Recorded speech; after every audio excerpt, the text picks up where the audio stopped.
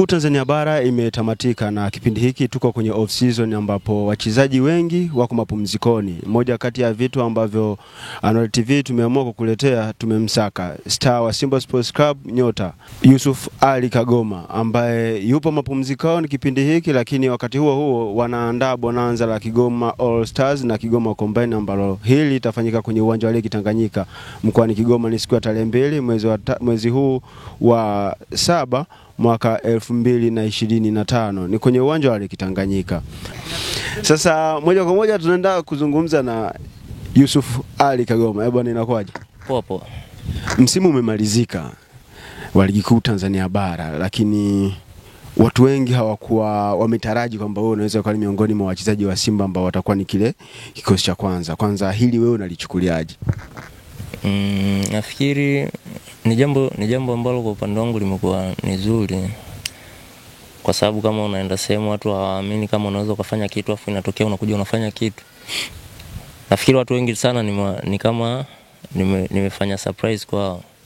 Lakini huenda labda wao ndo walikuwa hawaamini kama mimi naweza nikafanya vile, lakini mimi ndani ya nafsi yangu nilikuwa naamini kwamba naweza nikafanya vile.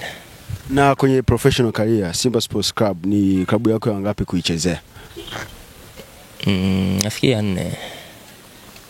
Tofauti iliyopo kati ya klabu ulizopita huko nyuma na Simba Sports Club ni ipi? Nafikiri tofauti, Simba ni timu kubwa.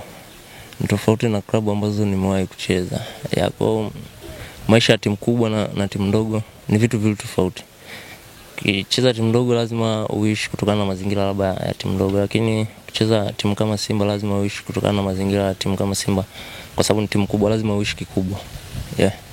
Kwenye msimu huu uliomalizika ni matukio gani ya kukumbukwa kwako wewe Yusuf Kagoma kulingana na idadi ya mechi ulizocheza na aina ya wapinzani ambao mlikutana nao? Unajua siku zote kwenye maisha ya mpira kumbukumbu zipo nzuri lakini pia ziko mbaya. Miongoni mwa kumbukumbu nzuri ambazo nafikiri hata nikikaa mwenyewe naamini bwana nilifanya kitu, nafikiri kuwepo ni mechi ile ya Faxien, ile ambayo nilipiga pasi ya goli akafunga Kibu. Kile ni kitu ambacho mimi pia sometimes nikikaa najivunia. Lakini katika miongoni mwa vitu ambavyo tuseme ni kama ni vya kuhuzunisha kwenye mpira ni mechi ya finali ile na Berkane aliyopata red card.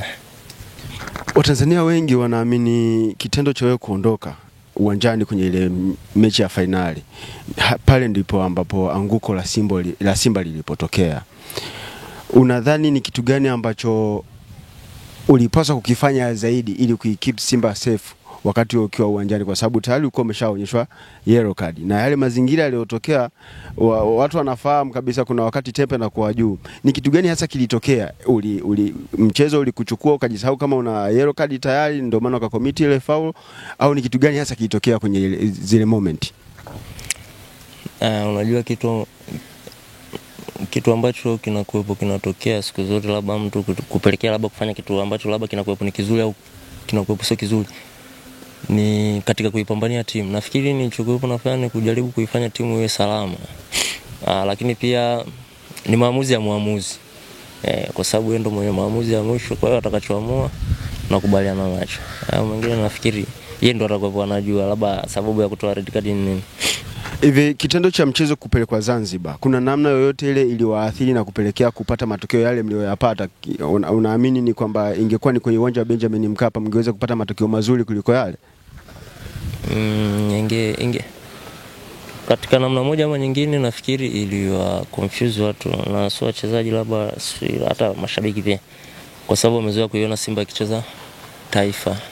Kwa mechi kupelekwa Zanzibar nafikiri sio kitu kibaya kwa sababu ni Tanzania pia, na kutokana na mazingira ya uwanja wa taifa ulikuwepo hauwezi kutumika. Kwa kupelekwa Zanzibar sidhani kama kikuwepo ni kitu kibaya, ni kitu kizuri pia.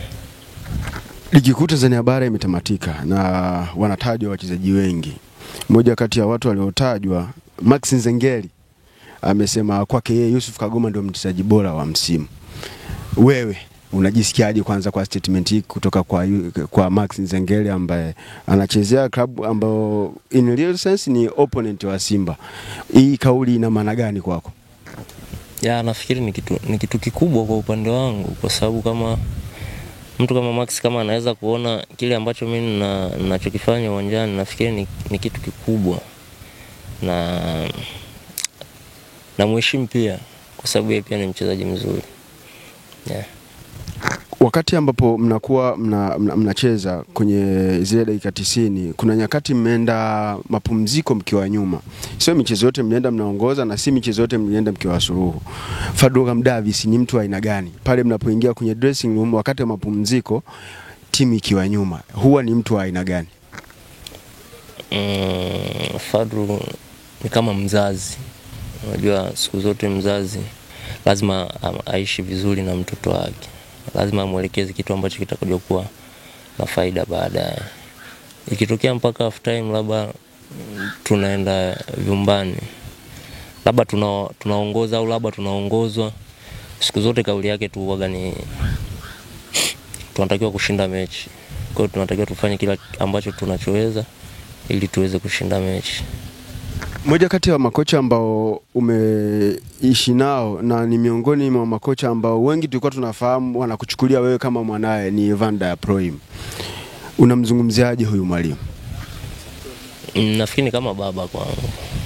Ya, kwa sababu kama nafikiri kuna baadhi ya vitu vingi sana amefanya kwenye career yangu ya mpira, kwa sababu nakumbuka hata mimi kutoka Geita kwenda Singida, shinikizo kubwa lilitoka kwake. Kwa namchukulia ni kama mzazi kwangu. Na tuachilie mbali ule ukaribu wako wewe na yeye ambapo umeshatem kwamba ni kama mzazi kwako, twende kwenye eneo la kimbinu.